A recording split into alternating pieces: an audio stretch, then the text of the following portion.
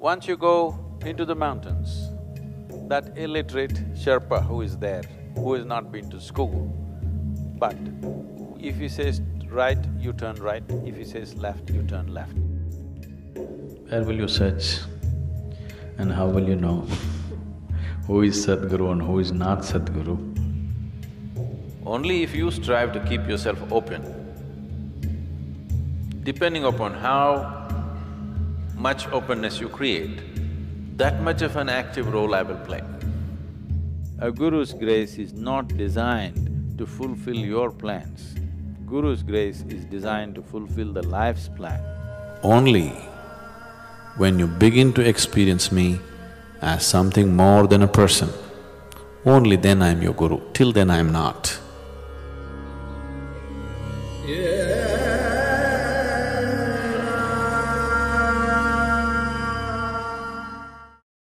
If you could help us understand the role of a guru.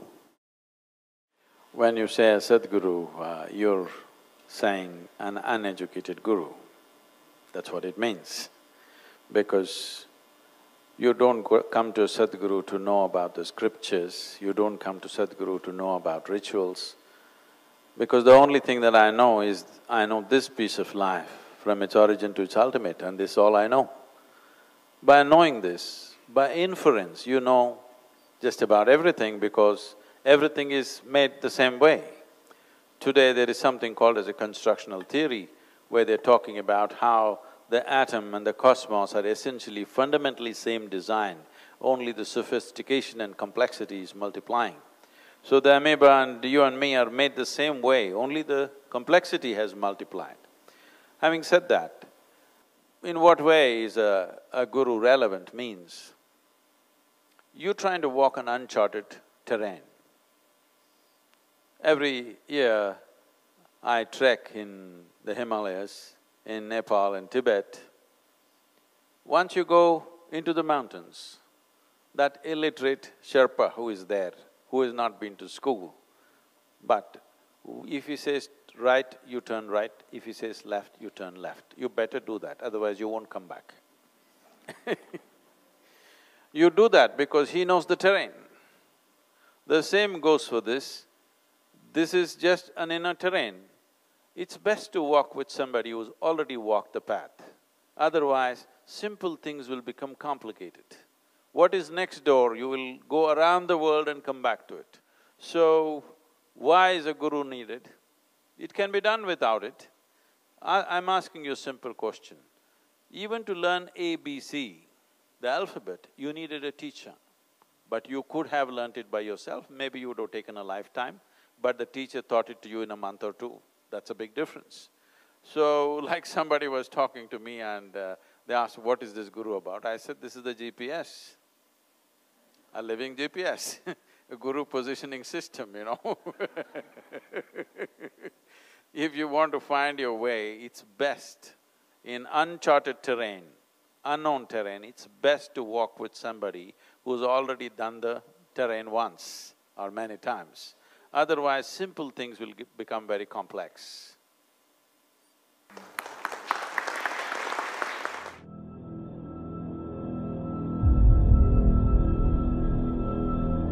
A little over 15,000 years ago, in the upper regions of Himalayas, a yogi appeared. Nobody knew where he came from. His antecedents were unknown, but he looked extraordinary. So people gathered, they waited, they thought he's going to perform some miracle, but he did nothing, simply he sat, unmoving. Only 7 people hung on. These 7 people recognized that this is a fantastic miracle because only someone who has transcended the physical nature can simply sit. Then they begged him, you seem to be knowing or experiencing something that we cannot imagine, please teach us. Then he gave them some few simple preparatory methods and said, you prepare yourself, let me see.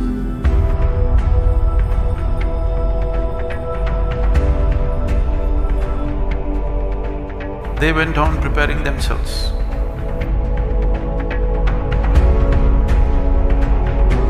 Months went into years, years went into decades. 84 years passed. One day, he just looked. These 7 people had become shining receptacles. So this Guru Purnima, this Purnima or this full moon after the summer solstice, historically and also in terms of celestial arrangement of things, it's significant because Adi Yogi chose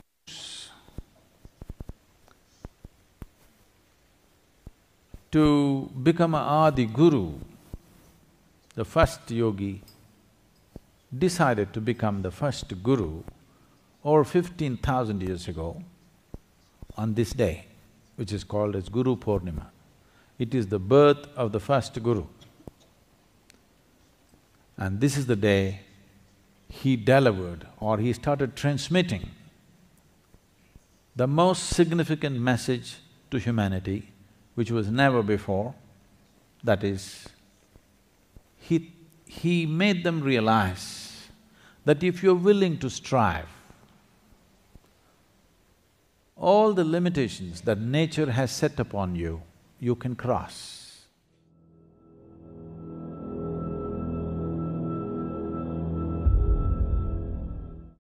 For spiritual life, whether one has to search for a Sadhguru or it happens. Where will you search and how will you know who is Sadhguru and who is not Sadhguru? You have no way to judge, isn't it? So how do I seek something? You just seek. You simply seek, I want to know. The more you become I do not know, the deeper your seeking is, isn't it? Seeking does not mean seeking something. Seeking means seeking that which you do not know. If you have to seek, you should not make any assumptions, isn't it so? You already made an assumption, God is sitting up in the heaven, I am seeking Him. This is not seeking. This is just hallucination. Seeking means simply seeking. Seeking is possible only when a deep I do not know has happened within you. If a vacuum of I do not know happens within you, Sadhguru will happen to you. You don't have to search, because you don't know how to search.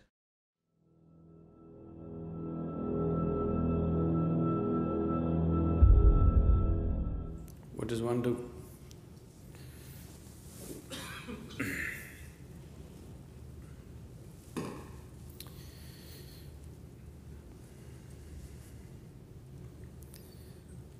If you want to do it yourself, that's one way. Or you want to drive behind, so you want to find your own way, that is one way. Totally without any help. You want to go through the uncharted lands, you are a Vasco da Gama or a Columbus. Now, if you drive by yourself, without a road map, we don't know what is just next building to get there. You may go round the world and get there. Or in the process of going around the world, you may just get lost or fall dead. Yes, not everybody has the endurance to complete the journey of that kind, which is of uncertain duration, isn't it? Or you go with a road map. Somebody has told you, this is it, this is it, this is it. You do just that and go with the road map. Still it's your effort, but somebody's guidance. Another way is you drive behind somebody. That's another way. Another way is even if you drive behind somebody, there are risks of losing the taillights and getting lost. Another way is you just get onto somebody's bus. If you just get onto the bus, you sit there and you sleep off, still you reach the destination, isn't it? That's another way. So what is it that you're ready for is something that you have to decide.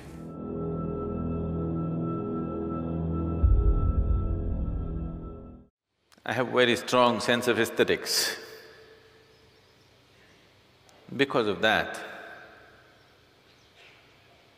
only if you strive to keep yourself open, depending upon how much openness you create, that much of an active role I will play. If you allow me, I will even decide what you should eat for your breakfast. Not as an imposition, but as a natural choice. I'm saying in the most mundane things, also it can find expression. So you're going to come and between idli and dosa you will choose for me? Not like that. You're walking on the street. Whether you step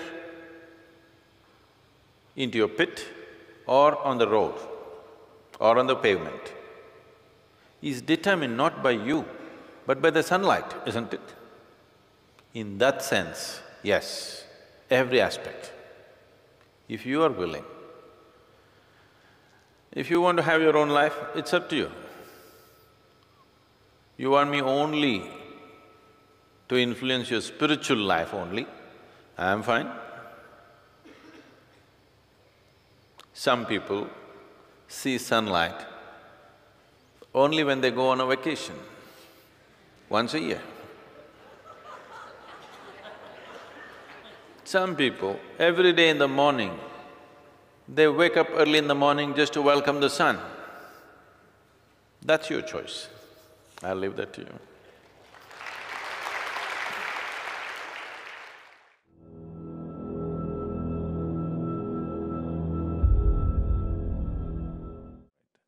I've said, once you sit with me even for a moment,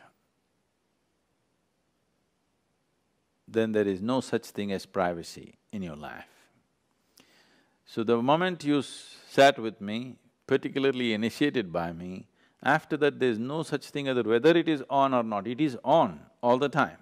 It is just that you are expecting grace just to fulfill your plans. Most people are only expecting grace to fulfill their plans because this is an old habit of going to the temple, church or mosque and telling God what he must do. If he does not do, you will change your God. So this is an old habit. So grace is not about fulfilling your plan. Grace is about fulfilling life's plan for you. This is not about fulfilling your petty plan because every day your plans keep changing. At different stages in your life, many times you thought this is it and next moment you change your decision. So, grace, a guru's grace is not designed to fulfill your plans. Guru's grace is designed to fulfill the life's plan. You as a piece of life, to fulfill its plan, to make life arrive at its fulfillment, not to fulfill your immediate plan. You want to go on a vacation, go, Sadhguru, why are you not helping me? This is not about that.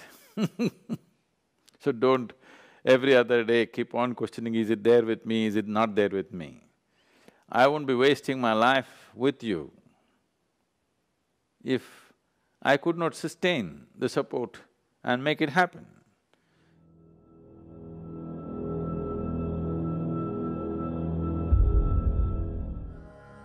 Guru is just a device. Guru is not a person, this must be understood. Only when you begin to experience me as something more than a person, only then I am your Guru, till then I am not.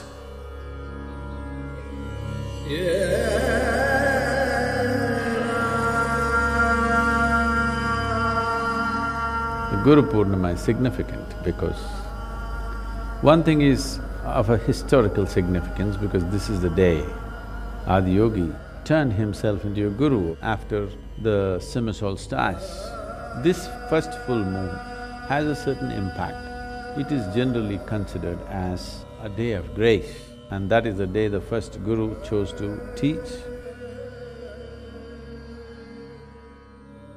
So it's significant reminder for us, for every human being on the planet, because everybody lives in their own limitations of body, mind, social structures and strictures, all kinds of things. It is for every human being, it's important to know that there is a way to be beyond these things. That's the reminder of the Guru Purnima.